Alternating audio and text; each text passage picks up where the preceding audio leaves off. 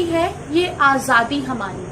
अंग्रेजों से तो बच गए पर खुद से अब भी है जंग जारी। साल में बस 2 बार करते हैं देशभक्ति की बात, फिर नहीं आती उन महापुरुषों की याद। आज़ादी तो है पर नहीं है जिम्मेदारी, अधूरी सी है ये आज़ादी हमारी। हम शान से 15 अगस्त को झंडा फहराए, अगले दिन वह झंडा सड़कों पर नजर आए।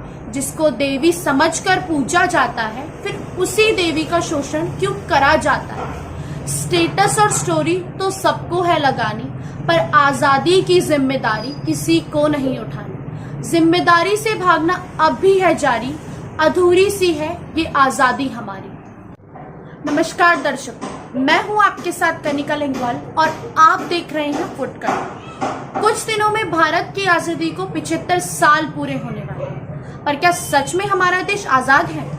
भारत को आज़ादी तो 75 साल पहले अंग्रेजों से मिल ही गई थी, लेकिन क्या हमारे देश के लोग आज अपनी सोच से आज़ाद नहीं हो पाए हैं?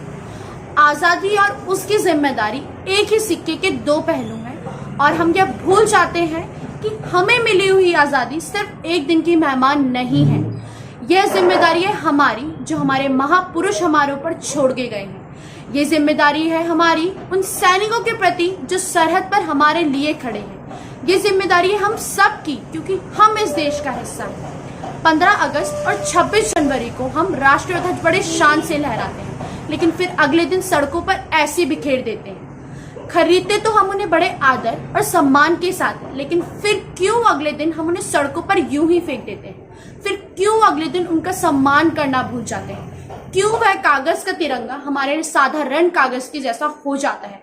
क्योंकि हम देश के प्रति जिम्मेदार नहीं बन पाते हैं। हम अपने घरों को तो बहुत ही सुंदर तरीके से सजा के रखते हैं, एकदम साफ करके, पर फिर क्यों सड़कों पर कचरा फेंक देते हैं?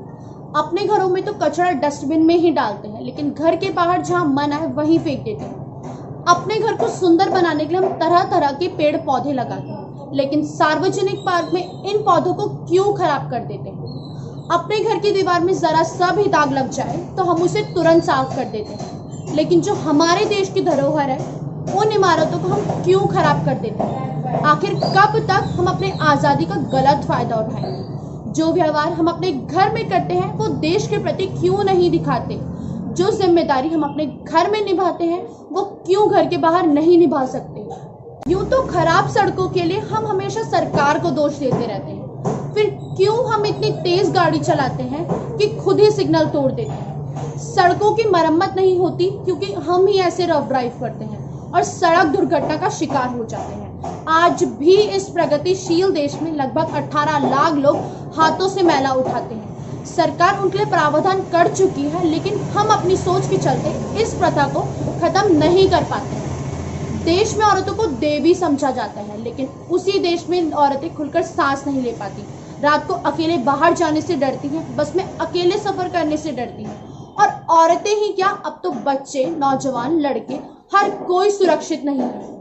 क्या ये हमारी जिम्मेदारी नहीं है कि हम अपने आसपास के माहौल को सुरक्षित रखें, सरकार को थोड़ा सा सहयोग करें और हर बात में सरकार को दोष देना बंद करें?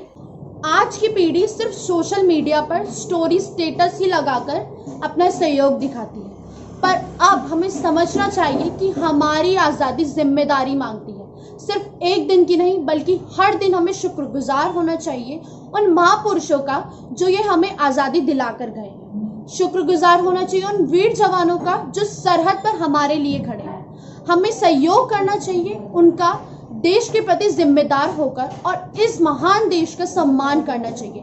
तभी सही मायनों में भारत देश को आज़ादी पूरी मिल पाएगी। नमस्कार।